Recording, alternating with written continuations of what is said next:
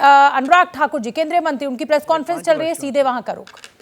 उससे इन cooperative societies को पारदर्शिता भी मिलेगी, दक्षता भी बढ़ेगी इनके सामान खरीदने की, और इससे इनको लाभ अपने व्यापार करने के लिए भी मिल पाएगा।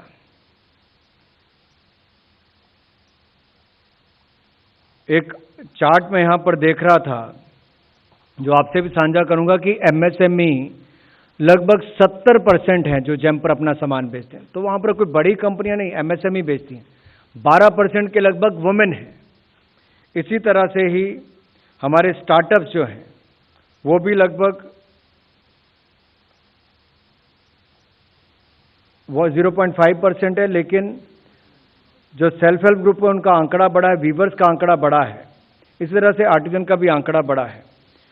तो कुल मिलाकर एक 6,000 करोड़ से लेके 1,06,000 करोड़ के व्यापार तक पहुंचना, ये अपने आप में 5 वर्षों में दिखाता है कि मोदी जी का जो टेक्नोलॉजी को लेकर जो कदम उठाए हैं, जो ट्रांसपेरेंसी की ओर बढ़े हैं, उससे सिस्टम भी अकाउंटेबल बना है, पारदर्शिता और जवाबदेही ने व्यापार को भी बढ़ावा दिया है, वहीं से गरीबों का कल्याण भी हुआ, महिलाओं का कल्याण हुआ, सेल्फ हेल्प ग्रुप का कल्याण हुआ है, और अब इससे कोऑपरेटिव्स को भी एक बड़ा लाभ मिलने वाला है और वो भी इस प्लेटफॉर्म का उपयोग कर पाएंगे।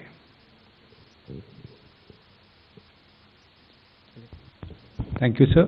We will now take some questions related to cabinet decision only. Yeah, number 10. Sir, Meghna Mittal from ET Now. I wanted to ask, is there any eligibility criteria for the cooperatives to be part of the GEM?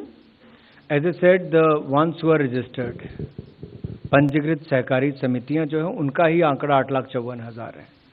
तो जो registered cooperatives हैं उनको इसका लाभ मिलेगा, और उनके जो मेंबर्स है 27 करोड़, उनको इसका लाभ मिल पाएगा।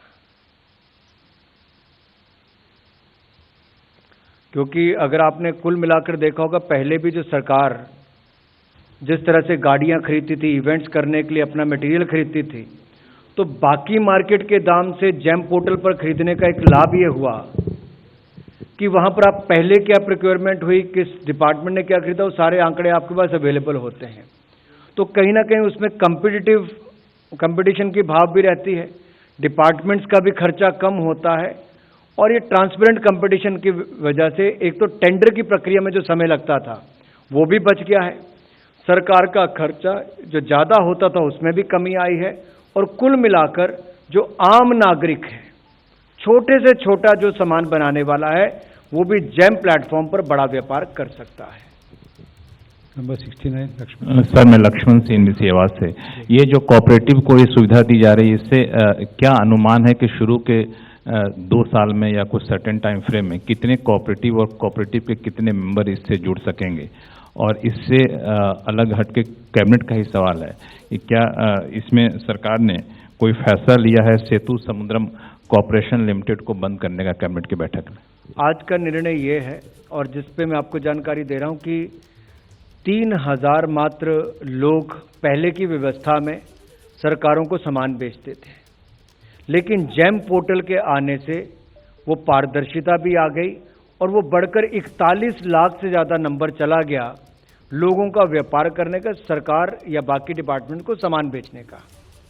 तो अगर सरकार के लिए इतना हो गया है, तो सहकारिता में पारदर्शिता लाने की जब मैं बात करता हूँ, और सहकारिता में और दक्षता लाने की कि वो भी खरीद सकें, उनकी भी प्रोक्योरमेंट का रेट कम होगा, यहाँ के बेचने वाले विक्रेताओं को और बड़ा प्लेटफॉर्म मिलेगा और बड़ी संख्या में बाहर मिलेंगे।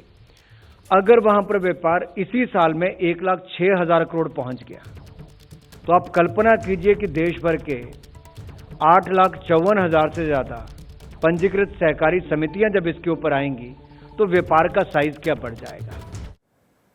तो कैबिनेट की बैठक के बाद अनुराग ठाकुर ये जानकारी देते हुए कि जीईएम पोर्टल जो है उस पर किस तरीके से खरीदारी बढ़ी है, सरकार भी जीईएम पोर्टल के थ्रू ही खरीदारी करती है।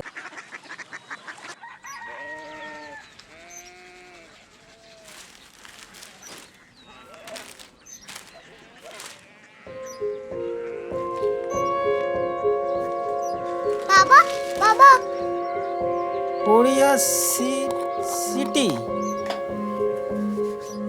जानिए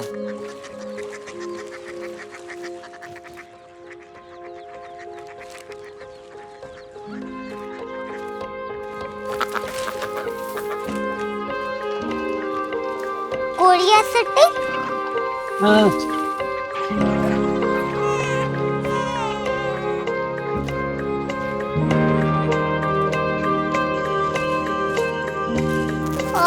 क्यूरियोसिटी कहाँ पे है? शहर अंग्रेजी लगे हैं।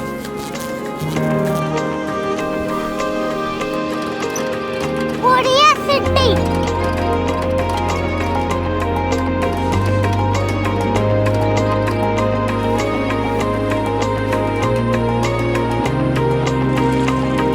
वो बहुत दूर है।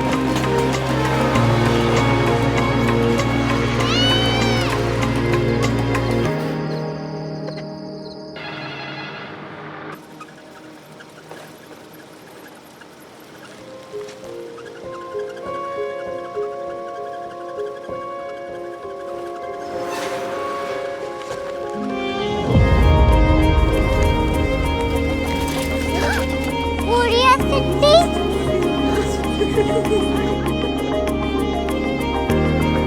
दुनिया को कुछ लोग बड़े होते हैं। क्यूरियोसिटी कहाँ है? प्रोफेसर साहब को पता होगा। हो, ये छोटा वाला ग्लोब लगता है और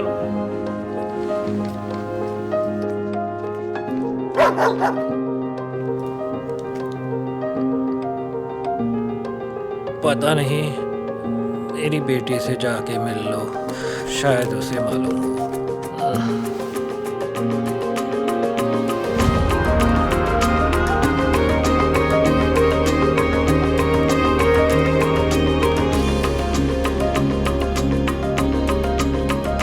हाय,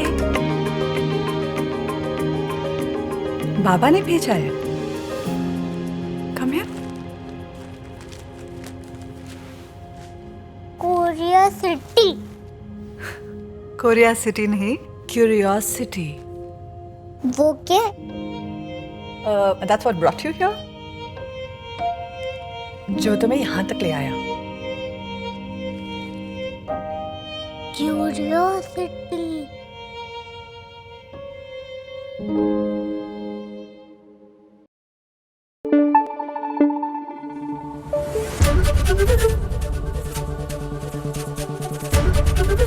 एबीपी न्यूज आपको रखे आगे।